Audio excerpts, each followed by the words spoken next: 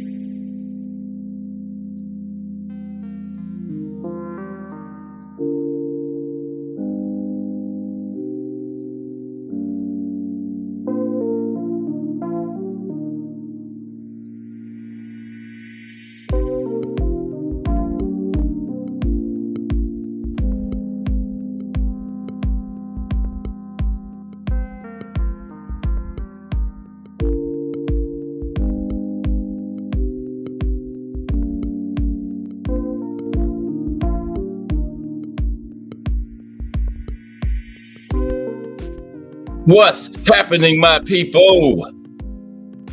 It's Cast Sports again, back for another afternoon with the family. Now, as usual, before I get started, let me give a shout out to the JBT community. It's just boxing talk. We're a group of people who just love to talk boxing.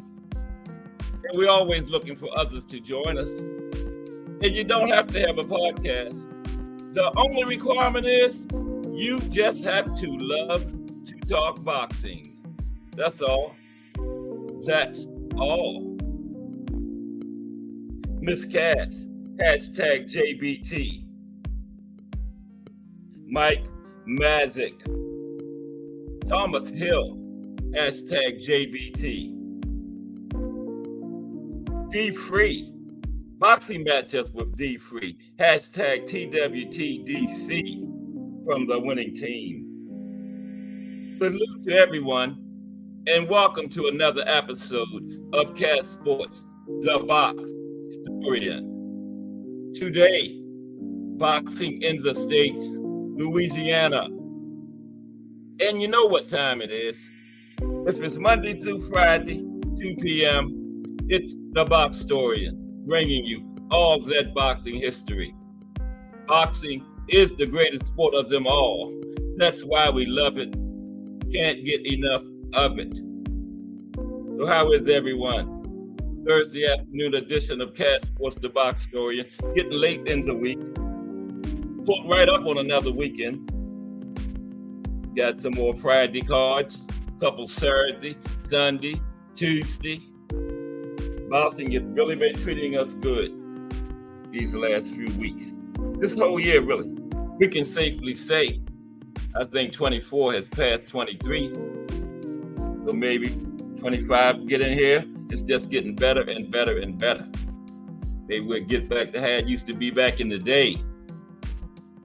But the boxing in the state series continues today with Louisiana. And I have a good one. Louisiana has a big boxing history. High school boxing.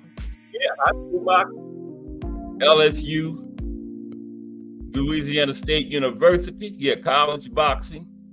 Has some big professional fights down there in New Orleans. Muhammad Ali, Leon Spinks too was there. The No Mas fight, remember? Roberto Duran, Sugar Ray started playing with him and put that bolo punch on him, hit him right in the face. So Roberto said, I ain't playing with you, Sugar Ray. No Mas. I quit, okay? And Roberto claimed he had stomach cramps, but his own manager, Roberto's manager said that was a lie. He said Roberto quit because he was embarrassed.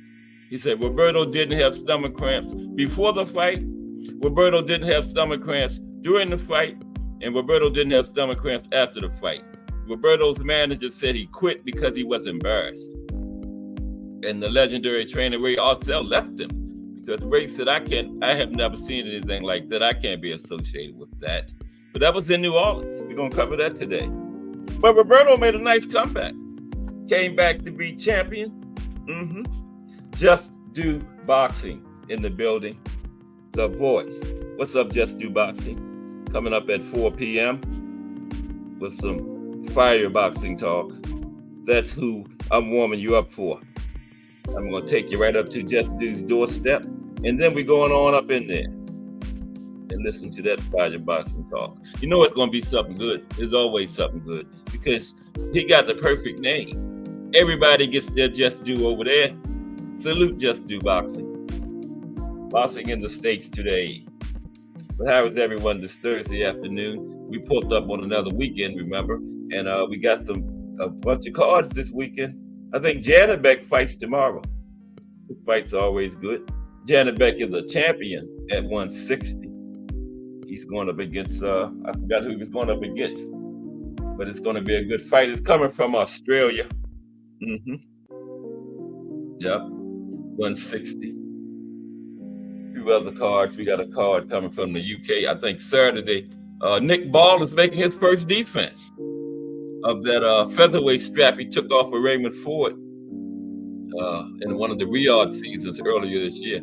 I think Raymond stayed at 126, a fight too long. He clearly, he wasn't the normal Raymond Ford.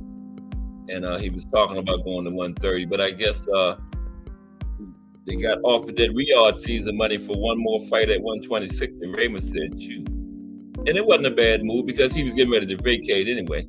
Of course, he took it. I believe it was his first L. But now I believe his next fight is at 130.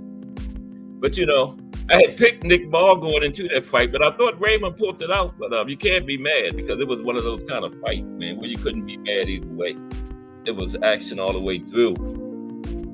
Nick is like a little bowling ball, man, bringing that pressure in his first. But you know where it's at. Once those UK fighters get those belts, if you want it, you got to go to the UK to get it. Nick said, well, Turkey, forget that Riyadh season. You got to have Riyadh season in the UK if you want me on the card. Yeah. So anybody that gets that belt, I believe it's a WBA 126, one of them.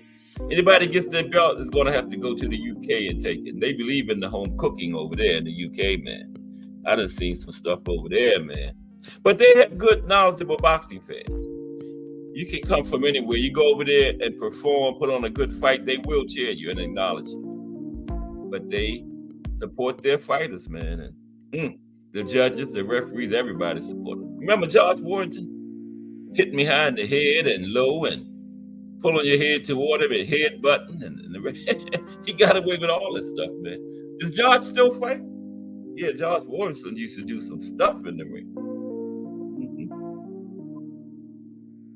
But yeah, pulled up on another weekend of boxing. This is the JBT network coming at you. We had a fire Angry White Men earlier today. I was trying to, New Orleans, where most school ran is from New Orleans, and I was trying to get him to come do this with me, but he had to, because he was in there with D1, and I said, oh, yes, I'm going to get an old schoolers off, so I'm going to get him to come in here and do this with me. But he said, I called him, and he said he was getting ready to go to work. But he gave me some good info on New Orleans. He gave me one name. I was on the way home, and I forgot the name. Couldn't write it down. Damn.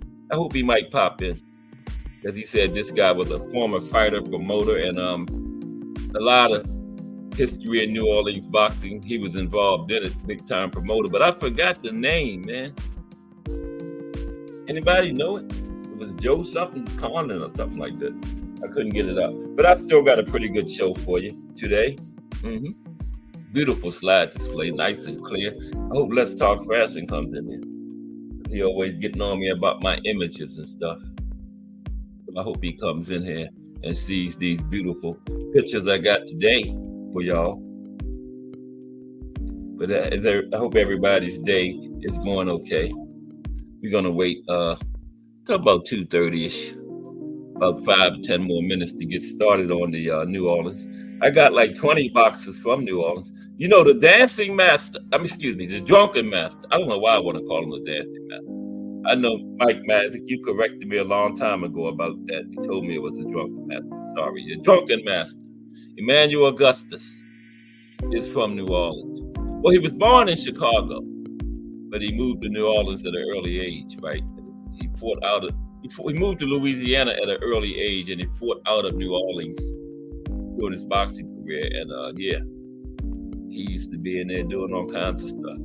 I think Ben Whitaker fights this weekend, the reincarnation of the dancing master, because he's in there doing 360s and all kinds of stuff too. Ben Whitaker. T. Hill said he's going to get caught messing around in there. Yeah, but Ben fights this weekend. He must have watched some film or something of the drunken master, because the drunken master would be in there, they'd be squared up. Drunken master would break off into a dance, and the other fighter would be like, what's going on? Yeah, but he's from New Orleans. But no, born in Chicago, but he fought out of New Orleans, and he moved there to Louisiana at an early age. So I got him. And Tony Canzoneri, great fighter from back in around the 30s, 40s. From New Orleans, yeah. Got some good ones from down there. About 20 of them. And a good boxing history. Like last week, we had some weeks are better than others. Had Kansas last week, it was short. We had to do the backup plan with the trilogies. But this week, New Orleans is going to cover the whole show. Gorilla Jones, the original, because it was two of them. Two Gorilla Jones. We talked about the second one yesterday. But the original Gorilla Jones from New Orleans, Alexandria. Not New Orleans, Louisiana. Alexandria, Louisiana.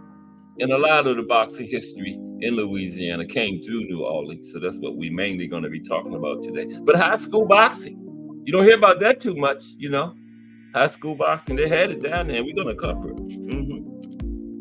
Kathy Davis, we got a female fighter from down there. Rodney Jones, Leroy Cardwell. Yeah, we're going to get them all in here. Harry Wills, remember him? Jack Dempsey ducked him back in the 20s. Harry was from New Orleans. Harry never got a title shot. He made my list of, remember we did the show on the best fighters that never won a title. Harry was on it. I got almost 3,000 views on that. Oh, beautiful. Oh, yeah, and the fantasy matchups Monday is Roberto Duran, the Hands of Stone. Next week, we're going to see Roberto Duran and Tank. I'm going to try not to be biased toward Tank, but like I said, I had Tank against King Kong and Godzilla in the same night and knock both of them out. But I'm going to put him and Roberto Duran together next week. Now, Roberto will mainly be at lightweight because he was the Hands of Stone at lightweight. Now, he went all the way to light heavyweight, but mainly going to be against lightweights because he was the Hands of Stone at lightweight. Came through at 70s. Only lost once at lightweight to Esteban de Jesus, but they had a trilogy. He won 2 out of 3. 72 fights in the 70s, 71 and 1. Incredible, man. That's 2 careers nowadays, 72 fights. And that was just part of it, the 70s, because he fought on up into the 80s, so like 80, Roberto went into the 2000s. He was like 50 something when he stopped fighting. Remember that one? Him and Sugar Ray started the Four Kings series in 80. First fight of the Four Kings series and the last fight of the Four Kings series. But they shouldn't have had that last one. It was ridiculous. If you haven't seen it, don't bother to watch it. But the first two made up for it. You know, the first one was up there in Montreal, and Sugar Ray, right where he won the Olympic gold medal at. And Sugar Ray just knew he was going to go back up there to the site of his Olympic gold medal and be cheered and be loved. But Roberto Duran got more love than Sugar Ray did up there when they had that fight. And Sugar Ray was kind of disappointed about that. Yeah. Roberto got more love. And, we talked about, what was it, Tuesday? When we talked about the trainers and the how important the mental aspect of the game of boxing is. And that was a perfect example because just like Ali beat Foreman before the fight with the mental, Roberto beat Sugar Ray before the fight with the mental. Because Roberto talked about his wife, his mother, his dog, everything. He had Sugar Ray mad. And Sugar Ray fought angry, fought Duran's style. And Duran got points from the judges for that because, they didn't know Sugar Ray was mad, trying to slug it out with him. They scored it like Roberto forced Sugar Ray to fight his style. The fight was fought Roberto's style, so he got points for that. And he pulled it out. And Sugar Ray fought that style and still almost won the fight. I think one judge gave it to him. So, yeah. But we're going to cover that, the second one today. The first one was in Montreal, but the second one was in New Orleans. And Duran was fighting a losing battle from the start because Sugar Ray was named after Ray Charles. And the 1 second, Duran Leonard 2 in New Orleans. Guess who sang the national anthem? Ray Charles. So Roberto was fighting the losing battle from the start. And Sugar Ray did the Ray Charles rock during the fight. Ray was blind and he used to do that rock when he was singing. Sugar Ray did that during the fight too. That's why Roberto said, forget you, Sugar Ray. No mas. No mas, damn it. And quit. I'm going to try to say he had stomach cramps. No. But Roberto did balloon up. They was at 147, and between the first and second fight, he ballooned up to almost 200 pounds, man. And Sugar Ray heard about it and rushed the rematch, immediate rematch. That was smart because Roberto had to lose a lot of weight to get back down to 147. And that kind of affected him too. That's why Sugar Ray wanted the immediate rematch, get Roberto right back in there. And then he fought the style he should have fought in the first fight. And just totally outclassed Roberto, made him quit. I think making a fighter quit is worse than a knockout. Okay? You dominate somebody so bad, you just make them quit. That's worse than a knockout, and that's what Sugar Ray did. But like I said, Roberto redeemed himself, came back to be a champion. That's my favorite fighter, by the way, too. But yeah, him and Sugar Ray was both two of my favorites. But I was hurt when the Ray went out like that, man. And but he came back, and became one of the Four Kings after that, man, and just had a great career. And he's going to be Monday, fantasy matchups Monday. Roberto Duran versus the Legends. Yeah, I had a time getting this getting this thing going today. Equipment was messing up, so if I all of a sudden go out doing the show, but we get ready to get started. But first, that raffle is less than a week and a half away now. It's not this Saturday, next Saturday. One more Saturday, and then it's the next one. So if you haven't got your tickets yet, please get them. You're supporting a good cause at JBT Network, man. And you might win some fantastic prizes too in the process. So it's a no-brainer. Get your tickets. Let's see what you can win, though. It's crazy what you can win, man. We got 3 prizes. Last time we had just a TV. D1 won that. And he got it that same week, man. But yeah, let's check out these prizes. We got the JBT spokesperson, Big Dre, to tell you about it. I haven't even been paying attention to it. Anybody come in? Nope. Yeah. Let's let JBT Big Dre tell you about these prizes. Okay? Y'all used to me stumbling and bumbling about, so I ain't even worrying about that no more. And I'm not a technology guy. So I got to be quiet for a couple minutes while I'm getting this commercial together. Y'all know. T. Hill knows. Let's see. We're going to look at these prizes and then we're going to get started. And then, well, I'll tell you about this after the commercial. Okay? Oh, wait a minute, man. Commercial at? No, I put it on. Movies on the go. How much is it to enter, you ask? Just $10. Or you can catch the deal with 3 entries for just $25. It's easy to enter. Just cash app your entries to $JBT Network 1. That's $JBT Network 1. Our second item is a set of Kenichi Bear Bluetooth noise-canceling headphones. Great for gaming, movies, or travel. As the second prize in this great raffle, our third item is a Ninja brand air fryer. Great for all your air frying needs. Cooking healthy with the JBT. So send your entries via Cash App to JBT Network 1. That's JBT Network 1. $10 each or 3 for $25. Put raffle on the comment line and you are entered. Told you about me. I started damn near halfway through the commercial. D1 from the Angry White Men. #JVT in the building. That is a fire podcast. We got a bonus one today. I wish they would just take that 11 o'clock slot, man. Imagine that Angry White Men every day. We'd be living large, man. Maybe they'll take that 10, 11, 12 o'clock slot, man. See that every day? D1 and William Old School and Rant. Fire podcast, man. If y'all ain't seen it, man, I don't know what y'all waiting for. I know everybody in here has seen that one. I was over there today. I was trying to get Old School because Old School is from New Orleans, Louisiana. I was trying to get him up here today with me, but he said he was on. When I saw him in there with D1, I said, yes, Old School is off.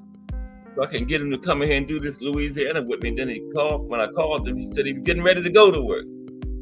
I was like, damn, got me all happy. That's what I was going to have him in here. But I'm going to do my best. I got a pretty good one for you. But he gave me this name to look up, and I was on the way home, didn't have my pen and stuff, and by the time I got home, I forgot the damn name. Maybe he'll pop in here. I'm still trying to remember it. Joe something. But everybody doing okay today. It's Thursday, right up on the weekend. We got like 4 or 5 cards. And then next week is the fight week for the big light heavyweight showdown. After next Saturday, we will have it will be the first 4-belt undisputed at light heavyweight. Maybe. It might be a draw. But hopefully, we'll get the first 4-belt undisputed champion at 175 between Bivol and Archer. Better be Av. I think that 100% knockout rate going to be 90-something after next Saturday. I got Bivol beating him. So it'll be 90-something. High 90s. But I don't think it's going to be 100 anymore. Bivol going to stay out there at range and be able to. Bivol is an excellent defensive fighter, master boxer. He's going to be able to dodge that power and get a split decision. Close unanimous decision. Yep. But let's go with today's show. Okay. Let's salute everybody that's rocking with me today. I appreciate it. Here's Mike Grimm. What's up, Mike? Mike is right on time. 2:30. Everybody know I started at 2:30. Maybe I shouldn't have said that. But it's all good. I used to start at 2:30 because of Lonnie Lee. Lonnie would be here every day, and it wouldn't have been fair for him to miss too much of the show. Loyal supporter. But I haven't seen Lonnie. T. Hill said his hours had changed at work. Yeah, but salute Mike Grimm.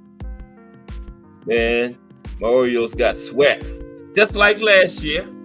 When all them games in the regular season, and the pitching was off the charts in those 2 games. In 2 games, the pitching gave up 3 runs in 18 innings. But the Orioles only scored 1. If your pitching give up 3 runs in 18 innings, you should win those games, man. But they had went into a slump late in the season, right at the end of the regular season, right at the wrong time, man, and it cost them.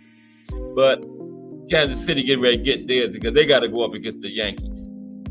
And the Kansas City and the Orioles was just playing for who would lose to the Yankees, okay?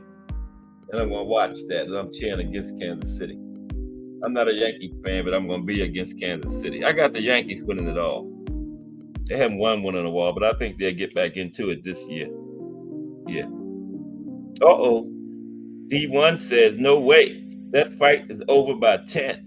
And Bivol is begging for a rematch with Canelo. Oh,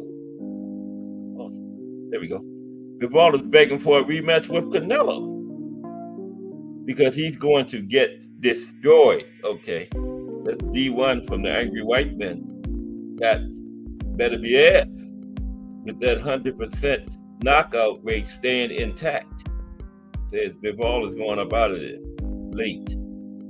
But the good thing about it, we are going to see it. That's the good thing. We debate all these fights and never get some of them, but this one we are going to get it, man. Next Saturday. Next week is fight week. That is great, man. Next week is fight week. We will have and that will be the first one light heavyweight 4-belt undisputed too. I think Michael Spinks had the WBA and WBC back in the 80s, like 2-belt. But 4 belts on the line. I just messed up my big fingers. Hit the button. But it's back. Here we go. Back in there. I wish old school. I was going to drop the link, send him the link and have him up here. I know old school is a historian anyway. In Louisiana, man, where he's from, that would have been fire. Maybe he'll pop in it. If he pop in, I'm going to drop the link immediately for him. Told him that on the phone, but he said he was on the way to work. He doubted if he'd be able to make it. But I'm going to do my best anyway. Okay? Yep, D1. That's right. D1 said, yes, sir. Either way, I'm tickled to death because we know who the best is at 175. Okay, let's get ready to get started. Boxing in the States. Louisiana. Mainly going to be a lot about New Orleans. Okay. Is that the capital of Louisiana, New Orleans? I don't know. What is New Orleans? Every state got the so-and-so state. What is New Orleans? I should find that out before I start, really. Well, we're halfway through. Halfway through the alphabet. Early 2025, we'll finish it up. With boxing in the States, New Orleans. I gotta find my glasses. There they go. I'm like Fred Sanford. I got like 4 pairs over there. This is the right one here, though. Yeah. Fred Sanford used to go in that drawer and pull out like 20 pairs of glasses. I only got 4 different pairs. Now, boxing has a long history in Louisiana, right? From the first heavyweight prize fight in the United States to the rise of high school and college boxing. Yeah, the first heavyweight prize fight in the United States was in New Orleans. It was bare knuckles, but it was there. The early history, and we're going to touch on all this a little bit later, more deeper, but this is just a brief look at it. Early history. The first heavyweight prize fight in the United States took place in 1870 in Kenner, Louisiana, when Jim Mace, legendary bare knuckles fighter, Jim Mace, the British champion, he fought Tom Allen. Okay? Fought Tom Allen. Okay, there you go. Fought a guy named Tom Allen. And Tom Allen was the American heavyweight champion. Bare knuckles, 1870, right? Hadn't started glove. I think the glove started like 1880. And the last bare knuckles champion was the first glove champion. John L. Sullivan. But the fight took place on the banks of the Mississippi River. It was attended by about 1,000 people. And that's good for back then, 1870. Yeah. College boxing, LSU, Louisiana State University, began as a club sport, right? In 1929. It became a varsity sport in 1930, 1 year later.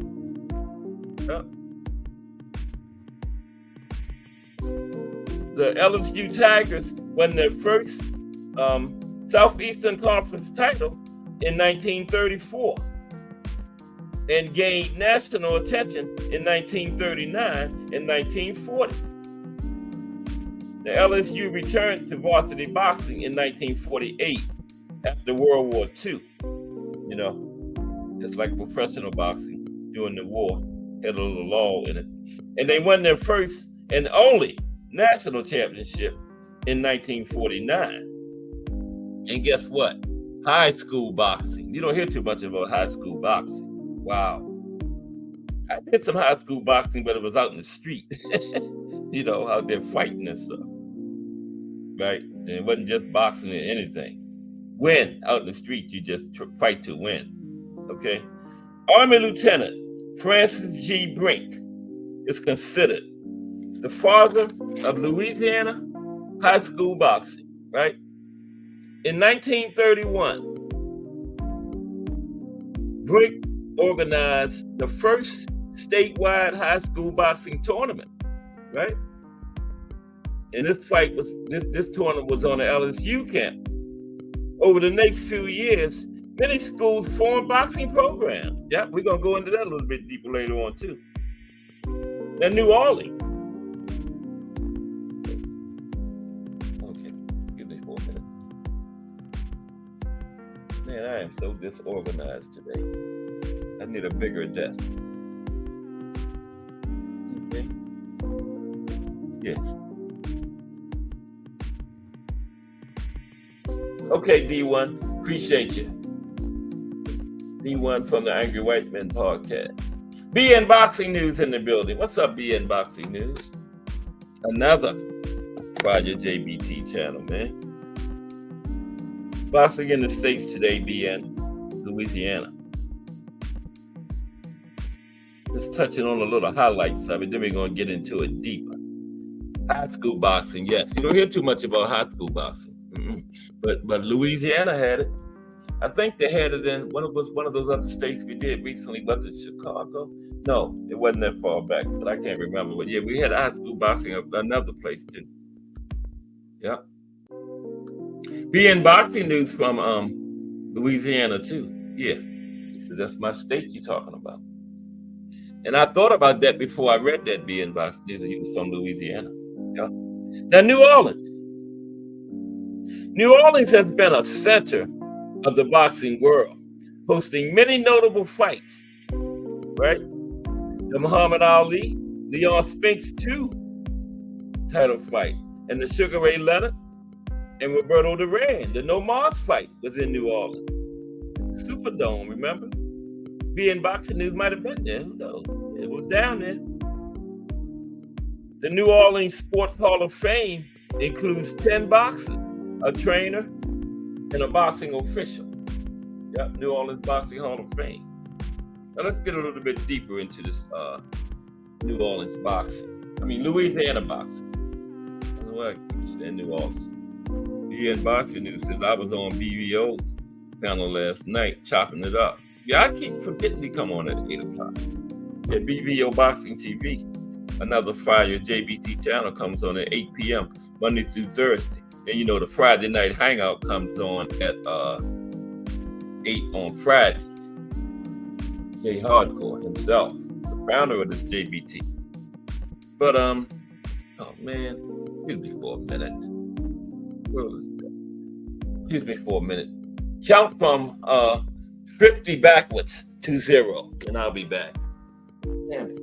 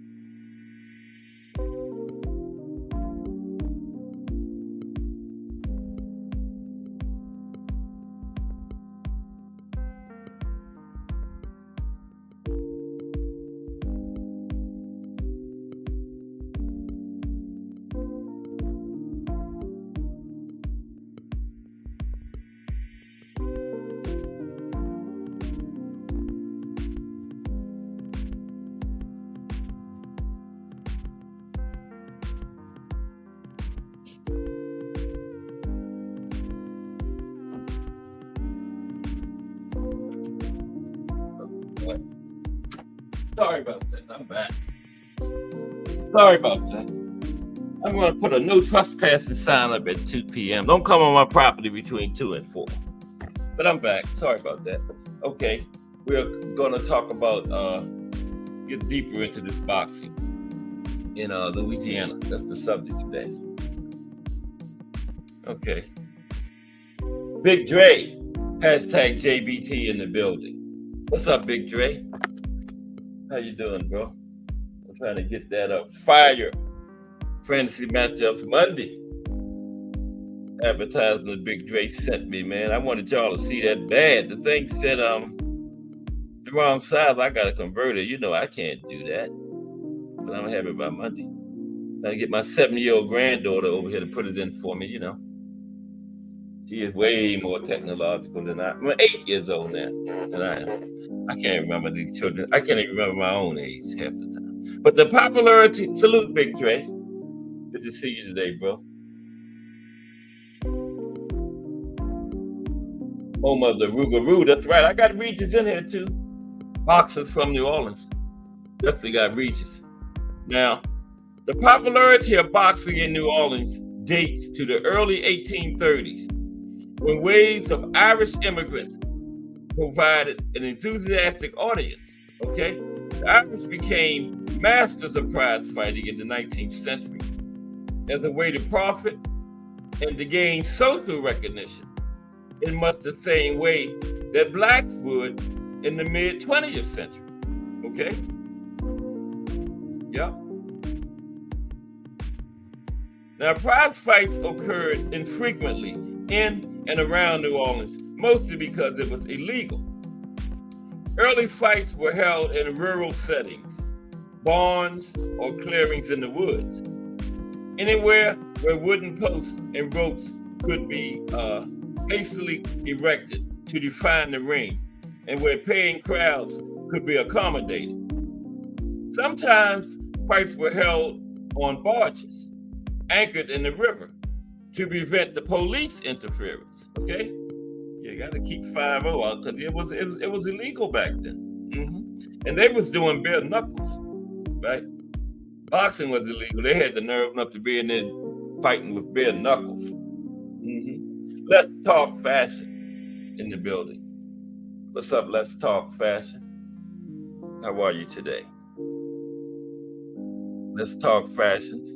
Wednesdays and Fridays at 10 a.m. Is it fashion or is it clash? Put it in the chat. Is it in there? Let's talk fashion, hashtag JBT. Okay, here we go. A blend of fashion, sports, entertainment, and life. Now, yeah, fights were sometimes held on barges anchored in the river to prevent police interference. The Metairie Court, a racetrack established in 1838, where the present-day Metairie Cemetery is located, was a popular destination. Now, I know they ain't how you say it, but you know, that's how I say it. Me in Boxing News knows the correct saying. He's from down there, but I'm gonna put it in there. So, yeah, it was a racetrack where they used to have fights back in the time. It's a cemetery there now. Yeah, there it is right there. Pronounce it for yourself. Yeah. But anyway, that place. It was a popular destination back then, though. Now, bare knuckle fighting was carried out under London prize ring rules, a mixture of boxing and wrestling. You know, you could throw the person down, fight them, all kinds of stuff. Now, rounds would last as long as both fighters were standing, whether it was for 10 minutes or 10 seconds or 45 minutes, okay? Now, and you remember I told y'all about that 110-round fight? That's the longest fight in history. One of the combatants was from Louisiana. I got him in here too. The fight started Thursday evening and ended Friday morning. I got the exact times too. We're gonna talk about that later. Yeah. I think the referee got tired and called it off. So either get another referee or it's over. You know, my wife in the audience frowning up, telling me I got to go. You know, they kept getting up. Long as the fighter get up until that mark, the next round starts. Yeah, it would last as long as both fighters were standing, whether it was 10 minutes, 10 seconds, or 45 minutes. If a fighter went down, the round was over, but not the fight. You know, he went down, the round was over, and they got that minute in between. But when the referee said toe the mark, if both of them came back out there and toed that mark, the next round began. In 1870, British champion Jim Mace, whose New Orleans chose New Orleans as the site for his next title fight against American champion Tom Allen for a $2,500 purse and the world championship. Now, this was bare knuckles. The two camps set out on May 10th for a location described as 13 miles from New Orleans, which was in fact a small town known as Kennerville, easily reached on the Jackson Railroad. Now, Mace defeated Allen in 10 rounds, and it took 44 minutes, before several thousand fans, including General Philip A. Sheridan, remember General Sheridan, and former American champion John Heenan. Now, this fight is thought to be the very first World Championship prize fight in the United States, and a bronze statue in Kenner's Rivertown area commemorates the event. You ever seen that be in boxing news, that statue they got down there in Kennerville? Kennerville's Rivertown area to commemorate that fight. That was known as the first heavyweight championship fight in the United States. And that's Jim Mace and Tom Allen on the screen. That's Jim Mace on the left. Now, New Orleans was the intended location for the 1882 fight between John L. Sullivan and Patty Ryan, which was relocated to Mississippi, as well as the famous 1889 fight between Sullivan and Jake Kilrain, which was moved to Richburg, right? That's south of Hattiesburg, Mississippi. And the latter was the last bare knuckle championship fight in the United States. Remember I told you John L. Sullivan was the last bare knuckles champion, and he was the first glove champion. And the last bare knuckles fight was, guess where? In New Orleans, Louisiana. And both of these fighters were forced to relocate based on political opposition from state and local authorities. But soon enough, boxing promoters in New Orleans found a way around the 1882 state law that banned personal combat with fists. And they did this by arranging fights under the Marquis of Queensberry rules, which required, among other things, that fighters covered their fists with padded gloves, In January of 1890, the New Orleans City Council revised city ordinances to categorize prize fights sponsored under Queensberry rules by regularly chartered athletic clubs as permissible exhibitions, 1890, they legalized it. But you had to have it in certain places, You couldn't be out there in the woods like they used to do, but they didn't have to because it was legal then. They had to have it at these athletic clubs. And the most famous of these athletic clubs was the Olympic Club, chartered in 1883 and located on Royal Street between Montagut and Clouet Streets. These New Orleans names is like I'm reading foreign words, man. Its 3,500 seat area hosted local fighters and boxing's elite, including Bob Fitzsimmons, Jack Dempsey. This is the original Jack Dempsey, not the heavyweight Jack Dempsey. I think he fought at middleweight. Billy Meyer, Jimmy Carroll, Peter Marr, Charlie Mitchell, and Frank Shabin. Now, gotta keep track of the chat. I don't want to miss anybody. I almost lost my job a couple months ago. Miss Cass almost fired me because I missed a couple super chats. But I can't miss them now because they took my took my monetization from me. So I'm safe from that. But it's coming back in November. I only had it for 3 weeks. I don't even know what I did. But yeah, the high point of New Orleans boxing and the Olympics Club came in 1892 with the Carnival Champions, featuring 3 title fights over 3 days. The arena was expanded from 500 seats to 10,000 seats for the event. That's, I give it, that's a big advantage, big expansion. From 3,500 to 10,000 seats, that's still a lot. But from 3,500 to 10,000 for that event. Wow. Okay. Now, the September 5th fight was between lightweights, Mark McAuliffe and Billy Meyer. McAuliffe won with a 15th round knockout for the title and a $9,000 purse. That was a lot back then, 1890. The September 6th fight, remember it was over 3 days, 5th, 6th, and 7th. The second day, September 6th fight was between featherweight George Little Chocolate Dixon. I've talked about George Dixon. George Dixon was the first black champion, first black boxing champion. He was the first black person to win any kind of championship in any sport, okay? George Dixon. And he fought in that second day. George Little Chocolate Dixon fought Jack Skelly. And they let black admitted to the Olympic Club for the first time, right? To watch this fight, albeit in a segregated section. Still had to sit in a certain place, but they let them in the building, okay?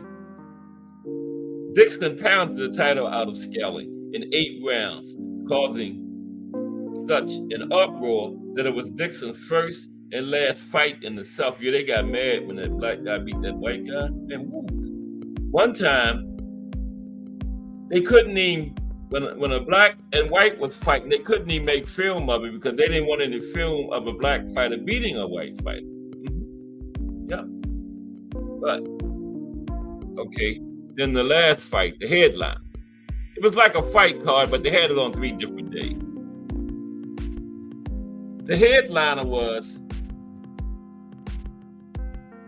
September 7, 1892, featured a fight between John L. Sullivan and James Corbett, billed as the Second Battle of New Orleans.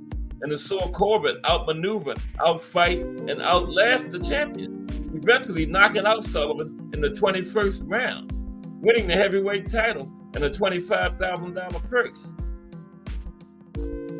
Now see, this was with gloves on, and this was not Sullivan's first fight with gloves, because remember, he was the last bare knuckles champion, and he was the first glove champion, okay?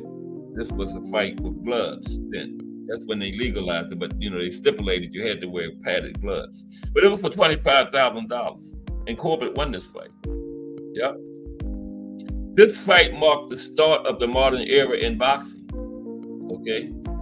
From quasi-legal bare knuckle fights held outdoors during the day to glove matches held indoors in the comfort of an electrically illuminated arena. This wasn't the first glove fight. It was probably like the most high profile, okay?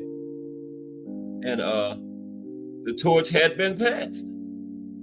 On April 6th, 1893, a fight between local favorite Andy Bowen and Jimmy Burke of Galveston, Texas, would become part of boxing history when the 2 lightweights, this is the longest fight ever, when the 2 lightweights battled for 110 rounds, over 7 hours and 19 minutes at the Olympic Club. I told you the fight started on Thursday evening and didn't end until Friday morning.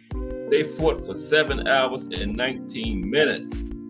This picture, you go to work 8 hours, those 2 guys fought for that whole time, like an 8-hour work day, man. Wow. Bowen was a scrapper who came at you like an alley cat, fighting for his 9th life. Burke broke both wrists and nearly every bone in his hands, but the last fight ended in a draw, becoming the longest prize fight in United States history, and ended in a draw. Ain't that something? They fought for almost 8 hours and nothing was settled, had a draw. Because I told you, the referee stopped it. The referee was like, any more referees out there in the audience? Because that's it. and it ended in the called it a draw because they just kept coming. There was knockdowns and stuff, but they kept getting up and coming back out there, right? So that was the longest fight, though. Almost 8 hours, 7 hours and 19 minutes. Now, during the 19th century, boxing, like baseball and horse racing, had become a commercial pastime for urban residents of all ranks. Okay? Boxing didn't disappear with the turn of the century. Indeed, the 20th century saw boxing become an Olympic sport at the 1904 Games in St. Louis. Yeah, they had men's and women boxing. You know, it's like it was like a practice thing just to see how it would go. And then from that Olympics on, they kept men's boxing, but they didn't start women's. Women was in 1904, but they didn't have another women in the Olympics until 2012, over 100 years later. But they kept the men. That was the beginning of boxing in the Olympics, 1904, just for the men, though. Now, in New Orleans, interest in the sport of boxing continued to grow. On January 9th, 1917, native son Pete Herman captured the world bantamweight title from Kid Williams in a 20-round fight, with Herman getting the decision from referee Bill Rocat. He was born Pete Gulata, and Herman had his first professional fight at the age of 16 against Eddie Colon at the New Orleans Athletic Club. He's from New Orleans too. We're going to cover him in the portion of the boxing from New Orleans too. And Herman won 100 fights before deteriorating eyesight forced his retirement in 1922. Okay. He operated a popular French Quarter nightclub on the corner of Burgundy and Conti Streets until his death in 73. I guess 1973. Wow. Okay. Let's see. Anybody come in? Ray Patterson, straight out of New Jersey in the building. What's up, RP? Boxing in the States, Louisiana, mainly New Orleans. That's where all the stuff happened in Louisiana. I saw Old School over there with D1 doing the Angry White Man this morning. I got happy because I was going to have him up here with me because he's from Louisiana. When I called him, he talking about he had to go to work. And, I was happy for a minute. Then I got sad. I said, wow, I thought Old School has some good information. And he gave me some information, but I was on my way home. Didn't have no way to write it down. I forgot it. But I still got pretty good voice.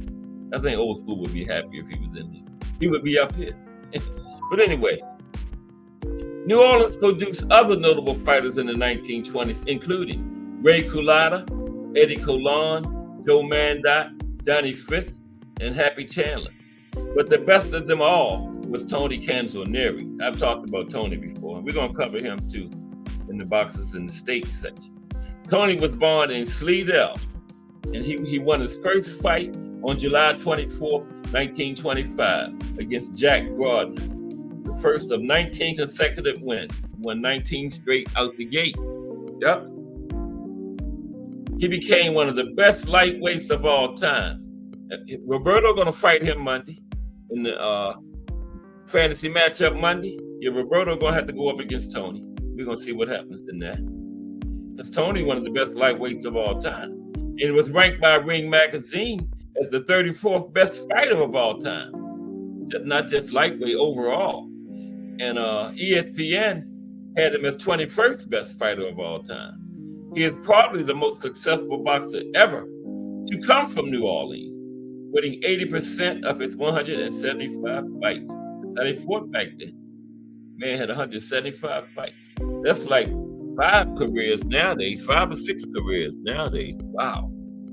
180. How many did I say? 175 fights and won 80% of them. Now, the 1930s saw the emergence of heavyweights. Jimmy Perrin and Whitey Berlier. Lightweights, Irving Berlier. Him and Whitey was brothers. Joe Brown and Johnny Cook. Welterweights, Eddie Wolf and Henry Hall. And featherweights, Perry Caminita, Lawson DeSoso, and Red Hart. Okay? A lot of fighters come out of Louisiana, man. Now, amateur and collegiate boxing was also alive and well. Under Coach Ted Gormley, Loyola, I always had trouble saying that. That's a tongue twister. Loyola. We got one of Loyola in Baltimore, too. Under Coach Ted Gormley, Loyola University's boxing program produced a number of talented fighters, such as Eddie Flynn, who was the 1933 AAU national champion when he won a gold medal at the 32 Olympics in Los Angeles as a welterweight. And these boxers, we're going to cover them more in depth when we get to the boxers from New Orleans. Majority of these names. Loyola also produced boxers Clem Shirt, Chester Smits, Pete Capriati, and Sewell, that's my last name, Sewell Whitney, wow, that's his first name, in the early 30s, followed by Santo Cucinato, Mike DeMayo, and Jack Flint, Ed Fallon, and Pascal Laviano in the late 30s. Now, from 1939 through 1945, New Orleanians understandably preferred to read the sports pages rather than the front page news from Europe.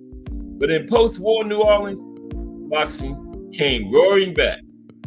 The three most popular gyms at the time were Curley's Gym on St. Charles Avenue and Porter Street, Marty Burke's Gym on Bourbon Street, and Robinson's Gym on Barone Street.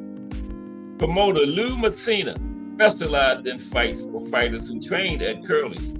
Popular local pugilists included the twins, Harry and Bob Shaw. I've talked about them before too. Francis Kirchhoff and the Doc Cousin brothers. Yeah. Bernard and Maxie Dacusin, Big Duke and Little Duke, respectively, achieved a measure of success, both locally and nationally. By June of 1948, Bernard was so well regarded that he earned a shot at welterweight champion Sugar Ray Robinson. And he went the entire 15-round distance with Sugar Ray at Comiskey Park in Chicago. But he lost the match to one of the greatest fighters the sport has ever known. You know, by that time, we had 15-round limits, remember? Yeah. Okay. Appreciate everybody rocking. I got to make sure I don't miss nobody. A lot of folks in here. Crush the Legend. Hashtag TWT. Another member of the winning team. Another fighter group of men and women. Another fighter organization of knowledgeable boxing people, man. A winning team. I used to rock with them a while back. Yeah, the winning team. But I done got so busy once I started my own channel. I didn't really got time to rock with people in the JBT, but another fully Crush the Legend. And Crush comes on at 6:30 in the morning in like a joint TWT JBT effort, man. Early boxing talk in the morning, like Crush say. Get your coffee and your donuts in the morning. Yeah, Crush the Legend, salute. And there she is, the legendary Melanin Queen 27 in the building. The best moderator in the history of moderators. And that's all I'm going to say. Just watch her for the rest of the chat, okay? You'll see what I'm talking about. Salute Melanin Queen 27. Glad you're here. Because I get to stumbling and bumbling with that commercial every time. Melanin Queen just bails me right on out. Put it right in there, what's going on with it. I be like the 10th generation Apple iChat, or, you know, the head. You know, I just be saying it all wrong, but Melanin Queen bails me out every time. Appreciate Melanin Queen 1,000,000%. Now, during the mid-1950s, New Orleans businessman Blaise D'Antoni organized Louisiana Boxing Enterprises. Their first fight was on May 17, 1955, between Ralph Dupas and Frank Red at Municipal Auditorium before a crowd of 9,200 fans. Dupas won the 10-round split decision in that fight, okay?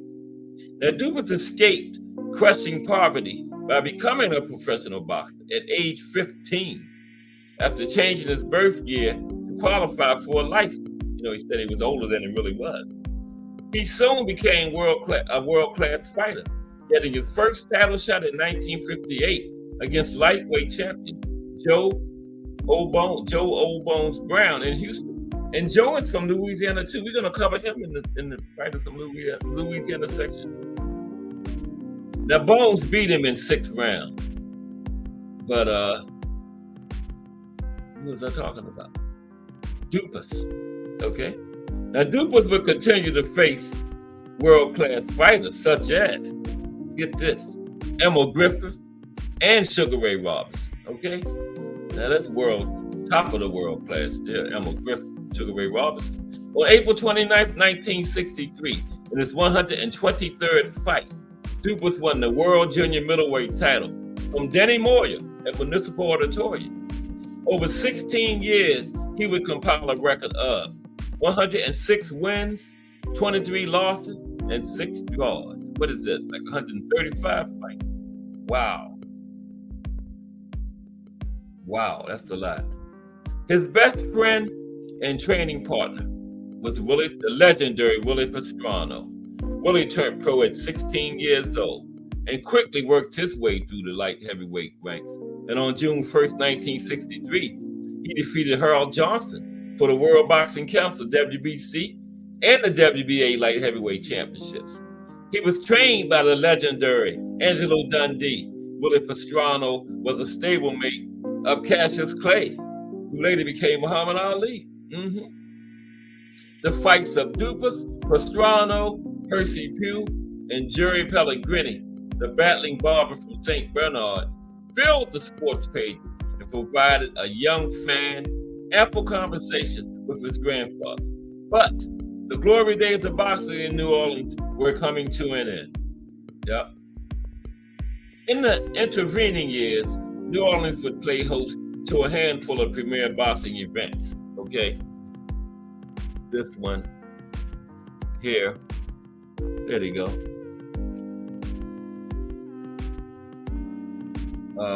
The September 1978 fight between Muhammad Ali and Leon Spinks. Okay. The No Mas fight. Sugar Ray Leonard, Roberto Duran. No Mas fight in November 1980. That's No Mas. Yeah, that's when No Mas happened right there. See, Roberto just said, "Hell with you, man. You in here playing and stuff. I quit. No Mas. I'm out of here." I just turned and walked away. And Sugar Ray looked like, what the hell just happened? Okay, I wanted to knock him out. Okay, but that was in 1980. Now, boxing today is a more bombastic spectacle than sport. It is an expensive proposition for local operators to attract and train young men in New Orleans, given the allure of other sports. Yeah, football took a lot of heavyweight fighters from boxing, man, yeah. But boxing continues to have its devotees in New Orleans, including Loyola University president Kevin Walls, Olympic hopeful Desmond Brock, and junior Olympic champion Elijah Wilson. Okay, now the alphabet soup of boxing organizations, WBA, WBC, IBF, WBO, each of which sanctions and promotes championship boxing, only serves to fracture and dilute the sport, right? Questionable promoters like Don King have done more harm than good to the reputation of boxing. The criminal antics of Mike Tyson, Hector Camacho, and others reduced the stature of boxing a few decades back, from premier athletes to street thugs. And while it's unfair to focus solely on the negative at the expense of all the popular aspects of sports in general, and boxing in particular, it appears that the sport of boxing is it's not like it was in the old days. Okay, I wouldn't say down for the count, but this area is the worst I've ever seen in boxing. I've been watching it since the late 70s. As New Orleans continues to recover and prosper, we can be proud of the many aspects of the city's rich history, including its role in the sport of boxing. Okay, New Orleans, Louisiana. Let's take a break right quick, because this raffle is next week. Okay, not this Saturday, next Saturday. So get your tickets, man. You better get them because it's coming up. Get that block of 25. You can win 3 prizes. And remember, them headphones, they might get lost in the mail. And then if you see me on here with them on, I bought them ones. But no, just joking. But let's check it out. The rap. Here we go. Big Dre, take it away. Turn it on, Cass. Damn. As long as you've been doing it, you should know by now, man. Come on, dang. Oh, wait a minute. Our first item is a new 10th generation iPad with a liquid retina display which shows off beautiful color and has plenty of power for all your handheld computing needs. Great for work, play, or just movies on the go. How much is it to enter, you ask? Just $10. Or you can catch the deal with 3 entries for just $25. It's easy to enter. Just cash app your entries to $JBT Network 1. That's $JBT Network 1. Our second item is a set of Kenichi Bear Bluetooth noise canceling headphones. Great for gaming, movies, or travel. As the second prize in this great raffle. Our third item is a Ninja brand air fryer. Great for all your air frying needs. Cooking healthy with the JBT. So send your entries via Cash App to JBT Network 1. That's JBT Network 1. $10 each or 3 for $25. Put raffle on the comment line and you are entered. Wow, that worked out perfect. I just got back. Miss Cass knocked out. She's doing a lot of sleeping. Maybe that son I always wanted is on the way. I don't know. I'll let y'all know. Okay. Now, I told you we had some high school boxing and we had LSU had a pretty good boxing program. Let's look at the boxing program at LSU now. Okay. We got to get to these boxers from New Orleans too. Okay. But now we're going to look at the boxing program at LSU. Yeah, I told you. Look at Melvin Queen 27 operating there, man. Don't even really need the commercial. But yeah, get your tickets and on the day of the raffle, the JBT is going to, content creators, we're going to do a joint show together on that day. That's when the drawing is going to be done. So yeah, get the block of 25 and I hope your headphones, that's the best prize of them all, I think. They all 3 fire prizes, but them headphones, I'm going to have to buy me a pair of them, man. Because they are not fire, man. Yeah. We're going to talk about LSU real quick. Then we're going to get, we got a little bit on they had high school boxing down there too in New Orleans. Talk about that next. Then we're going to get to I got 20 boxes from Louisiana. Okay. Oh, there it is. Things work so good when you're repairing these shows, but then when you start doing them, nothing goes right, man. And you know, man, these like my show, for example, any content creator can tell you this. It might last 2 hours, but it take a hell of a lot longer than 2 hours to get it ready. God damn, I'm gonna have to hire me an assistant. They give you like $2 an hour. What's minimum wage now? I can't pay minimum wage. So about $2 an hour. Yeah. Okay, LSU Tigers. Boxing.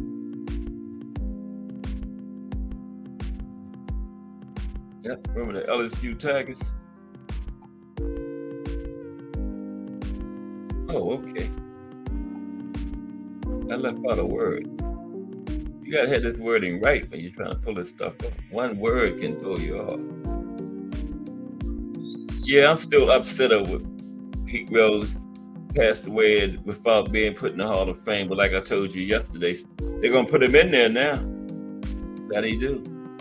Man can't enjoy his flowers. And he didn't bet on games while he was playing. That's what his Hall of Fame requirement is supposed to be based on his playing career. He bet on games when he was managing. Now, Roger Clemens, Barry Bonds, all them, they don't belong in it because they cheated while they was playing. Okay? Now let's look at a little history of LSU boxing. Okay, how is everybody today? Hope you're enjoying the show. Everybody hitting the like button. Oh, I got 50. No, just joking. That is 20. If I get 30, Jay Harco will hit the bag 300 times in the hangout tomorrow morning. How is Jay? I haven't talked to him. He was under the weather earlier this week. Is he back on? I've been real busy. But LSU boxing started as a club sport in 1929 and enjoyed its first varsity season in 1930. The Tigers held matches at the Huey P. Long Fieldhouse and starting in 1937 at the John M. Parker Coliseum. Okay? In LSU's first season, they had a record of 5-2 and 6-1 in the ensuing season 1931 campaign.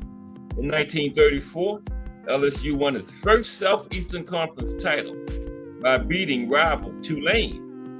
Late in the 1930s, LSU won additional SEC titles and finished with a second place finish in the 1939 NCAA tournament and a third place finish in the 1940 NCAA tournament. Yeah, they had NCAA tournaments for boxing back in the 30s and 40s. Wow. You know? Some Tiger stalwarts during this period were Heston Daniel, Al Michael, Snyder Parham, and Dub Robinson. Now, World War II interrupted the sport, but LSU turned to varsity boxing again in 1948. Now, the 1948 season, LSU's second season after World War II, proved to be its best ever. Paced by individual national champions Wilbert Pee Wee Moss and Edsel Tad Thrash, and coached by Jim Owen, the Tigers went undefeated in regular season play. They finished the year by beating South Carolina in front of 11,000 fans in Parker Coliseum to win the Tigers' first and only national title.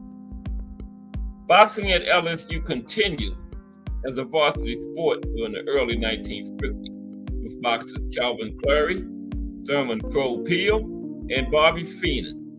Peel won the NCAA heavyweight title in 1955. Late in the decade, a dwindling number of schools in the region that sponsored boxing as a varsity sport led to higher travel costs for the LSU team. Ultimately, LSU announced in 1956 it would no longer support boxing on the varsity level. Due to a dwindling amount of schools, and they had to go further, and the money wasn't coming in. Like it is nowadays. The big programs like football and basketball contribute to other programs like volleyball, soccer, but they wasn't doing that back then. They had boxing now. They would, gain money from the big programs and probably would be able to continue. But back then, you was on your own. They got that rule in college now where that sharing thing. The big programs like football, basketball have to contribute to the other programs. Keep them going. Yeah. The LSU recorded an all-time dual meet record of 101 wins, 22 losses, 6 draws, 1 national championship, 31 individual conference champions, 11 individual NCAA champions, and 12 NCAA runner-ups. Very successful college boxing program, the LSU Tigers. Yeah. Take a quick look at high school.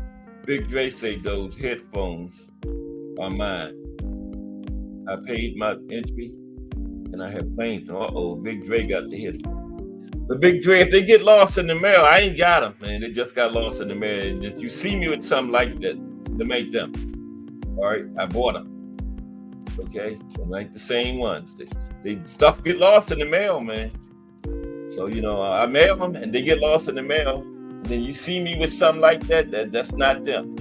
Okay? I mean, if you win them and don't get them, I ain't got them. All right, Big Dre?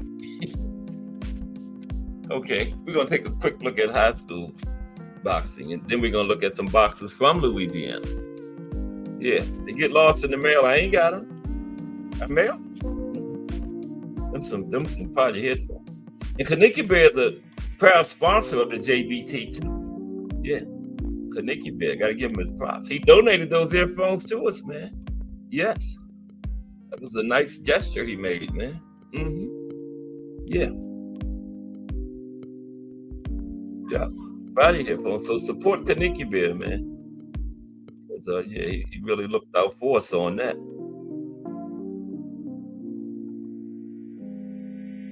Those Kaniki Bear headphones, the Apple 10th generation iPad, and the Ninja air fryer. Everybody could use a good air fryer and an iPad. Maybe these pictures will get better. Y'all should buy me an iPad for my birthday. It's coming up October 14th. Me and McQueen. October 14th. We like 30 years apart, He was born 30 years before me. No, I was born 30 years before him. Brand Lifty probably would have came in here and commented on that. I was born 30 years first before him. It would have to be like 90 to be born 30 years before me. God damn. But we both October 14th. Yep. But how's everybody today? This Thursday we pulled up on another weekend, and we got some few boxing cards this weekend. Okay, we're gonna look at this high school boxing real quick, because I got to get you the boxers from New Orleans. Old school went to work on me. Come up and help me out. I be so wrapped up in this boxing thing, I forget people got other lives and stuff other than this boxing, I love boxing. I've been watching this stuff for like 40 years, almost 50, religiously. Okay, here we go. Everybody hitting that like button. Go into some of your other accounts and hit it again. Okay? Now let's see here. In 1948, the brothers Gascon, Tommy and Donald, moved with their family upriver from Plaquemine to Port Allen, Louisiana, where their father got a new job. There was only one problem. Port Allen didn't have a boxing team. As a junior in high school with some big wins, Donald was invested in the sport. But Tommy was a senior. He was a 3-time state champion. Quitting was unthinkable, wasn't an option. So the boys hatched a plan. Every weekday morning, they would rise early, walk to where the ferry landed and met Highway 1, stand out in front of the local bakery, and hitchhike to school. Okay? That decision proved fortuitous. Tommy won state for the 4th and final time and earned a scholarship to LSU, right? It was the same year, 1949, the Tigers took their only national championship in boxing. The next year, Donald joined the team at LSU, and LSU finished undefeated for the 2nd straight season. So when those two brothers got there the first year, they won the national championship, went undefeated. And when the younger brother got there the next year, they went undefeated again. 2 years later, their coach, James J. Jim Owen, was invited to coach the American team at the Olympics in Helsinki, a team much celebrated, and for obliterating the competition and taking 5 gold medals, okay? 5 gold medals. Meanwhile, Plaquemine High School continued to fill its gym on Friday nights, even after the brothers left. Then after a slow decline in 1958, it all shut down. Once a rival to football for Louisiana's favorite sport, boxing was ultimately deemed too dangerous, disappointing the fighters and fans alike. From that point forward, competitive high school and college boxing became a relic of another era, like horse-drawn buggies and telegrams. Yeah, but they had a good run on it though in high school boxing down in Louisiana. Let's get to some boxers from Louisiana now. Okay, that's my favorite part of these boxing in the state. Boxers from Louisiana. The first one is going to be the dancing master himself, and he's dancing. Look at him. Emmanuel Augustus, the dancing master. There he is in action. He would be fighting, they'd be all squared up, and he would just break out like that. All of a sudden, other fighter would be like, what in the world is this guy doing? Looking like that guy looking at his feet, trying to learn something. Mm-hmm. But Emmanuel Augustus, the dancing master, okay? He was born Emmanuel Burton on January 2nd, 1975, okay? He was born in Chicago, Illinois, but he grew up in Louisiana. He competed from 1994 to 2011. He was known as the drunken, but I say dancing master again. I'm sorry, Mike Massey corrected me months ago. Drunken master. I don't know why I keep saying dancing master. He was the drunken master. Known as the drunken master, right? Because of his entertaining boxing style and showboating manner designed to confuse opponents. He faced top-level competition throughout his career, and he was one of the most robbed fighters in boxing history. He won the IBA light welterweight title in 2004. He should have been on that good fighters that never won a title list too. The one I almost got 3,000 views on. But I heard he won a title. I didn't know it was the IBA. What is that? International Boxing Association, very minor title. But he had a total of 78 fights during his career, right? He won 38. He lost 34. A lot of those were robberies.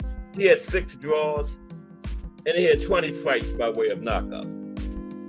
Emmanuel Augustus, the drunken master, not dancing, drunken master. I know, Mike. I know I keep saying dancing master. Mike Mazik corrected me like 3 of them. Either Mike Mazik or Mike Grimm. I kept saying dancing master. They put in the chat, drunken master. Yes. Next, we spoke about him earlier in the show. Andy Bowen. There's Andy. Andy is from Baton Rouge. No. Andy is from New Orleans, Louisiana. Now, Andy is best known for fighting in the world's longest boxing match, which took place in 1893. Remember, we talked about that. He fought Jack Burke for 110 rounds.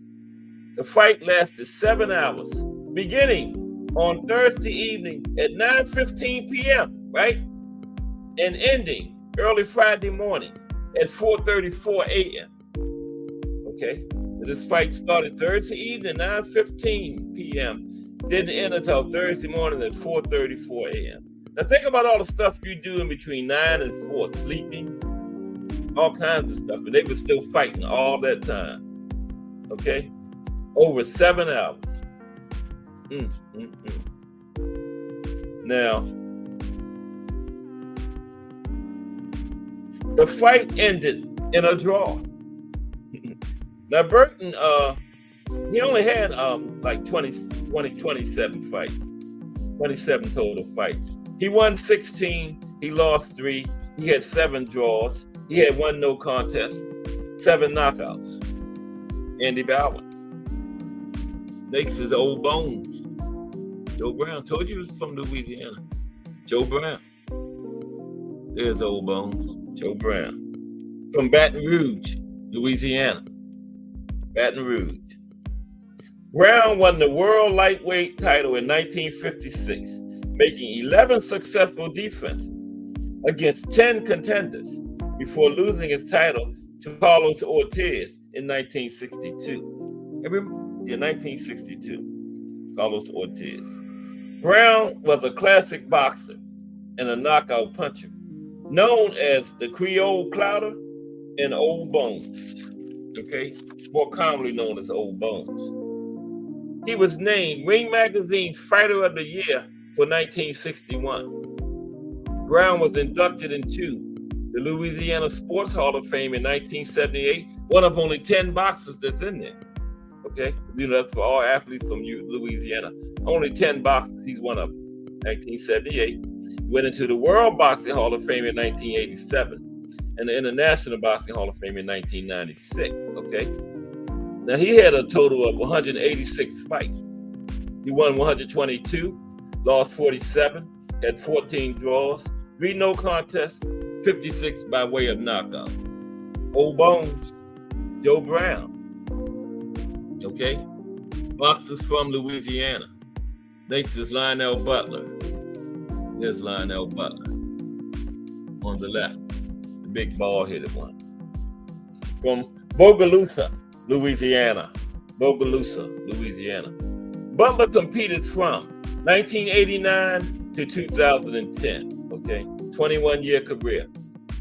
He is best known for his 1995 fight with Lennox Lewis, but he also faced world champions Tony Tubbs, James Bone Crusher Smith, Chris Bird, and Oliver McCall. So not a bad resume. Though he never held or challenged for a world title from any of the main 4 sanctioning bodies, WBA, WBC, IBF, WBO. Outside of his eliminator fight with Lennox Lewis, he won the vacant IBO heavyweight title in 1993 and unsuccessfully challenged for the title against Brian Nielsen in 1998. Had a total of 51 fights.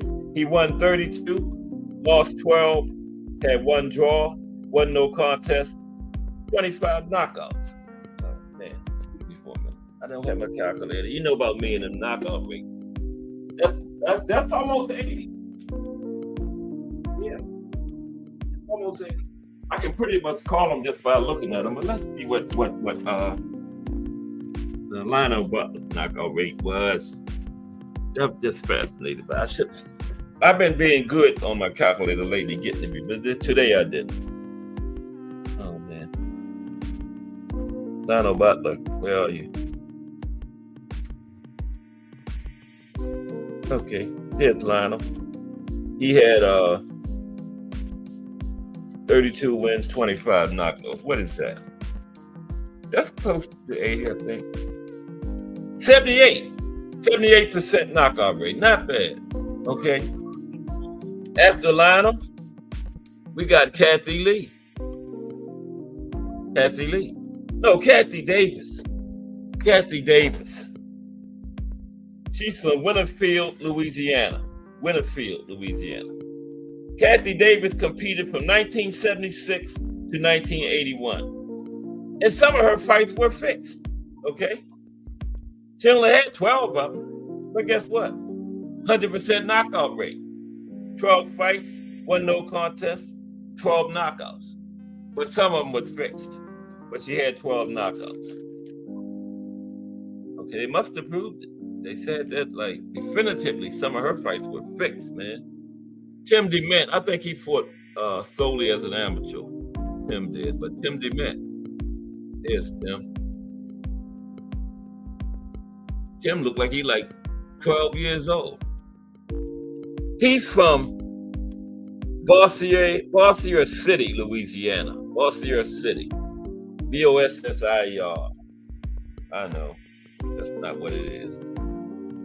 Melanie Queen will tell me. Is this right, Melanie Queen? Bossier City? I think it is. Bossier City, Louisiana. There it is.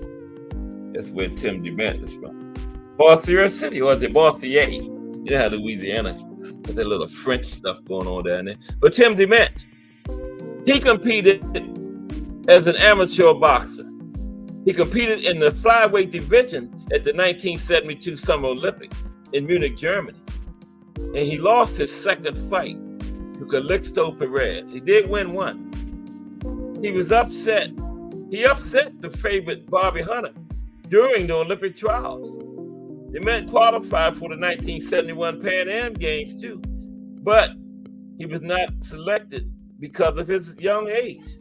Fought solely as an amateur, and his amateur record, he had 84 amateur fights. He won 70, lost 14, 18 knockouts. You know, amateur is 3 rounds. You know, you don't see a whole lot of high knockout rates down there because you only got 3 rounds. Okay. Although I think the other day we had somebody with a 90% knockout rate in the amateur. That's incredible. There, you know, 90% in the amateurs. You only got 3 rounds, so most people basically try to concentrate on outpointing the opponent. But if you can get them out of there, get them up out of there. Next is Joseph Dorsey Jr. There's Joseph. Joseph Dorsey Jr. That's Joseph without the hat on the right. Okay. Joseph is from New Orleans, Louisiana. New Orleans, Louisiana. Dorsey won a court case in the 1950s against Louisiana's law banning interracial boxing matches. Okay, he won the case. He got that law struck down.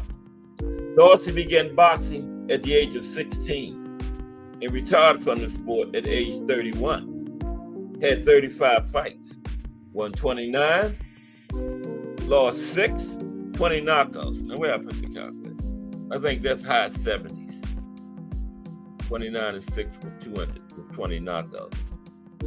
68, damn, 68%. Wow, not a whole lot of fights. 68% though, okay? Next is Clifford Etienne. Clifford Etienne. This Clifford Etienne. Okay, Clifford Etienne. From New Orleans, Louisiana. Ooh, I almost knocked my lamp over. Miss Cass would have been mad if I broke that.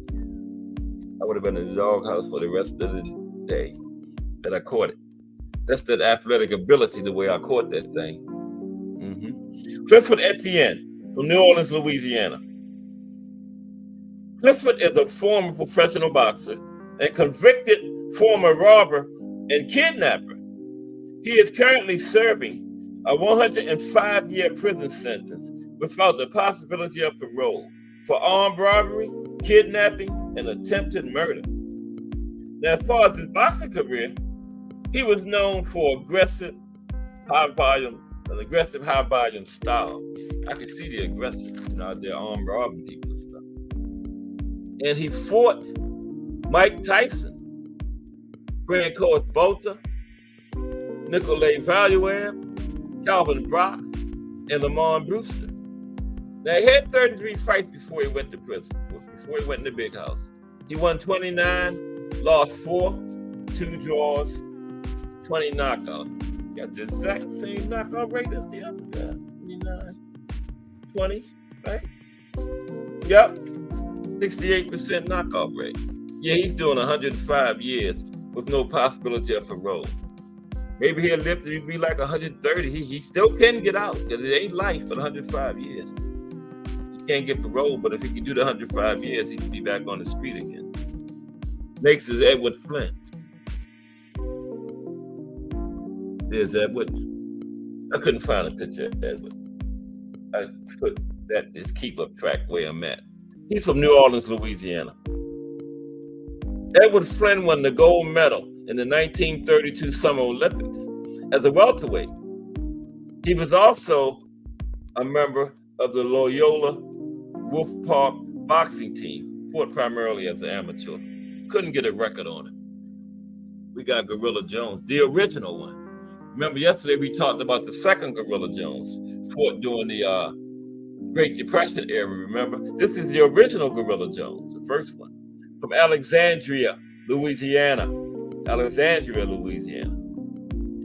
Jones was known as the Fighting Gorilla, who fought from 1913 to 1924. He may have provided the nickname for William Landon Jones, who was also known as Gorilla Jones, and was the second black boxer to win the world middleweight title. That was the one we talked about yesterday. Now, this original Gorilla Jones had 35 fights.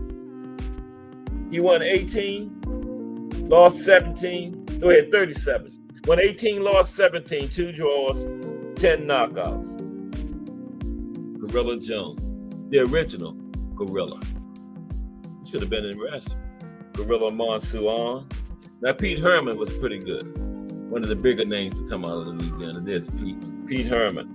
From Convent, Louisiana. Pete Herman. And Pee Wee Herman real name Pete? This ain't him though. Now, Herman was one of the all-time great bantamweight world champions. An American of Italian descent, Herman was born as Peter Gulata. We talked about it earlier as Peter Gulata, remember? And he fought from 1912 to 1927, 15-year career. Ned Fleischer, the founder of the Ring magazine, rated Herman as the #2 best bantamweight of all time. High praise coming from Ned Fleischer. Big-time boxing mind there. And Herman had 145 fights. He won 100, lost 32, had 13 draws, and 20 knockouts. Ooh, that is a terrible knockout rate. You can safely say he wasn't a power guy. What is that? Damn. His knockout rate is 20%. Okay, so you can safely say Pete wasn't a power guy, but a big name out of Louisiana. Okay, next, the Jamaica Kid. The Jamaica Kid. Appreciate everybody rocking. We hope you're enjoying the show today. The Jamaica Kid. This is my favorite part. The boxers from the state. Boxers from Louisiana. There's just the Jamaica Kid. Right there. He was born Robert Buckley in British Honduras and fought out of New Orleans, Louisiana and New York City. So you can like him, Remo. He fought out of New York too. From 1916 to 1928, primarily as a light heavyweight, okay? In the first year of his professional career, he won the World Colored Middleweight title. He served as a sparring partner for many world champions, but was never ranked as a contender himself, although he did lose his one title fight for the light heavyweight title in 1926. The Jamaica Kid. Okay, next is Rodney Jones. Rodney Jones. That's Rodney on the right, delivering the punch. You know, I wouldn't put him in his old profile getting punched like that. No, that's it. No, on the left. Rodney's on the left, delivering the punch. I ain't gonna have his profile, him getting punched like that. No. Rodney's from Lafayette, Louisiana. Now, Rodney competed from 1991 to 2007, 16-year career. He challenged twice for a junior middleweight world title in 2000 and 2007. Fell short both times. But at the regional level, he held the NABO and NABF light middleweight, junior middleweight titles. Having 42 fights, he won 37, lost 4, had 1 draw, 22 knockouts. Rodney Jones from Lafayette, Louisiana. Leroy Cardwell. There's Leroy. From New Orleans, Louisiana. Louisiana is the home of the JBT Zone, BN Boxing News, and William Old School Ring. Okay? Leroy Cardwell from New Orleans, Louisiana. Cardwell competed against heavyweight contenders, including both Ron Lyle and George Foreman when they were contenders in 1971, and Ernie Shavers in 1972, all contenders around those times. Went up against some heavy hitters, all 3 of them, Ron Lyle, Ernie Shavers, and George Foreman. I should have looked up his box record, see how those fights ended. But those were 3 of the heavy hitters from the 70s. In a 2020 interview, Cardwell credited Shavers as the hardest puncher he had ever faced. Everybody that faced Shavers said he was the hardest puncher they ever faced. Everybody. Cardwell won 27, lost 31, had 6 draws and 6 knockouts. 58 fights, he had 6 knockouts. Wow. Want to know? For a knockout rate of 1% knockout rate. 1%. Next is Joe Mandot. Here's Joe. We're going to get it in. Joe Mandot. We got 10 minutes. From New Orleans, Louisiana. Mandot was also known as Baker Boy. He was a young featherweight boxer and an accomplished contender for both the World Lightweight Championship in 1912 and the World Welterweight Championship in 1915. He fought 5 world champions in the World War I boxing era, defeating or giving close fights to each. Yeah, I'm rushing now. Forget the records. I gotta get to it. Mike McCooley. There's Mike. McCooley was born in Ireland. Okay. He came to the United States when he was 13 years old, and he fought out of New Orleans, Louisiana. He's a former Irish bare knuckles champion. He became the heavyweight champion of America in 1866, and he lost that title in 1873. Okay. Next, Regis Prograis. Oh, we almost finished. Regis Prograis from New Orleans, Louisiana. We're gonna make it. I could have said their records. Regis held the WBA Super Lightweight title in 2019 and the WBC Super Lightweight title from 2022 to 2023, losing it to Devin Haney. Remember that? As of November 2023, he was ranked as the world's second best active super lightweight by the IB Transnational Boxing Rankings Board. I think he still had the title then. Yeah. And by BoxRec in the Ring magazine, all 3 of those, he was 3rd by BoxRec and Ring magazine. That's when he had the title at those times. Harry Wills, just a couple more. Harry Wills. There's Harry Wills from New Orleans, Louisiana. Harry was a heavyweight boxer who held the World Colored Heavyweight Championship 3 times.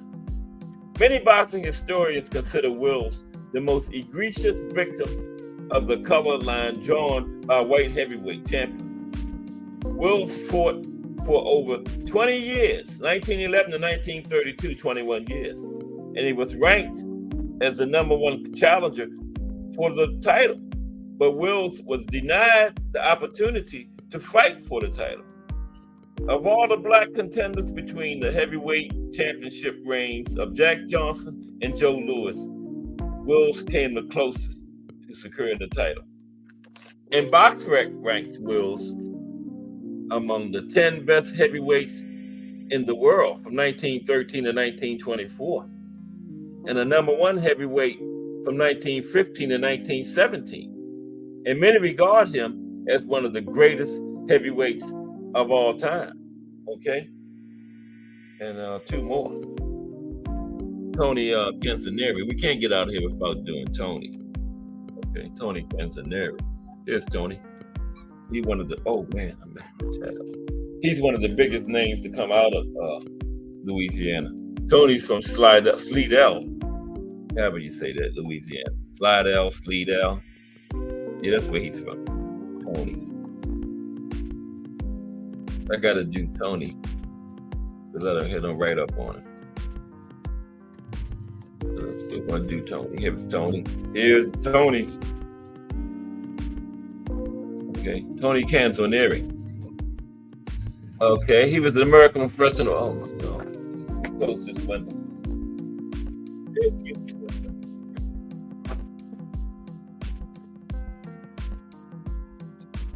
Okay, there we go. That's much better. Okay. Tony was a 3-division world champion. He had a total of 5 world titles during his career. He's a member of the exclusive group of boxing world champions who have won titles in 3 or more divisions. Canzoneri fought for championships between bantamweight and junior welterweight. Historian Bert Sugar ranked Canzoneri as the 12th greatest fighter of all time. That's overall, not just in his division, overall. Okay. Total 175 fights. He won 141, lost 44, 10 draws, 44 by what? No, he won 144 and lost 24, 10 draws, 44 by knockout. Okay. One more to go, then we get ready to get up out of here. Appreciate everybody for rocking with me today, though. Hope you enjoyed the show. That's right, 175. Last, but certainly not least, Michael Williams. Here's Michael. Okay. Let me get Michael up here.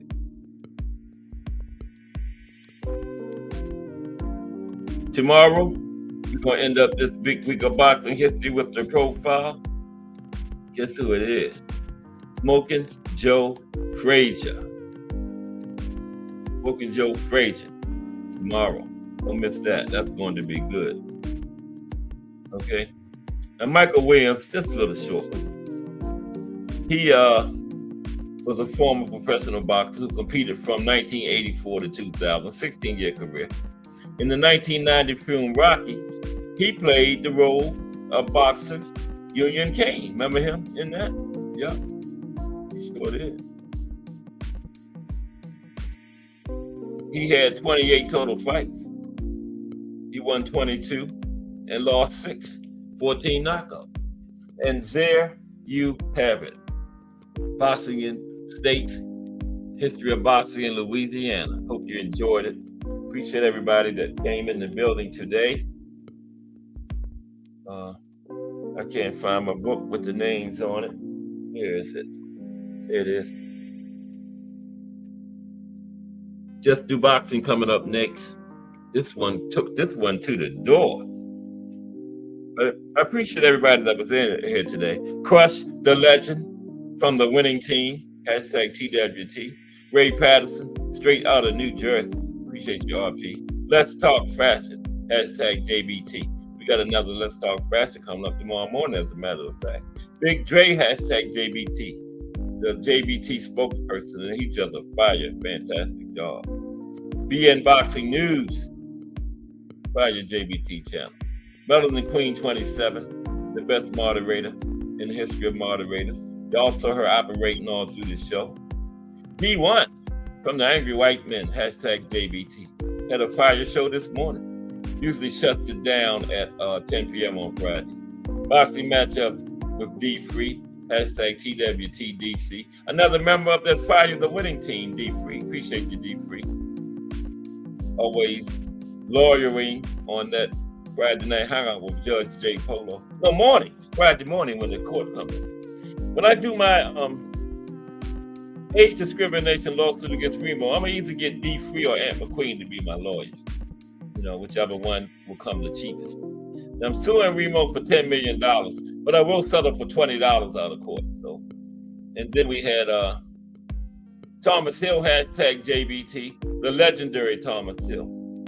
Mike Mazik was in the building. I told y'all, if I had 10 people like Mike Mazik in here, I would be rich. I would be rich. And Miss Cass, hashtag JBT, the executive director of Cass Sports. I'm just an employee that needs a raise bad. Appreciate everybody for rocking with me this afternoon. Just Do Boxing is up next. Stay tuned, because we're going up there to the door and we're going on in there. Listen to that fire boxing talk. The voice. Everybody get their Just Do over there, man. But tomorrow, it's the profile, Smoking Joe Frazier. I'll be back tomorrow because you know, it's Monday through Friday at 2 p.m. It's the Box Story, bringing you all that boxing history. Just Do Boxing straight ahead. I am Cass Sports. Everybody have a great day. Really appreciate y'all.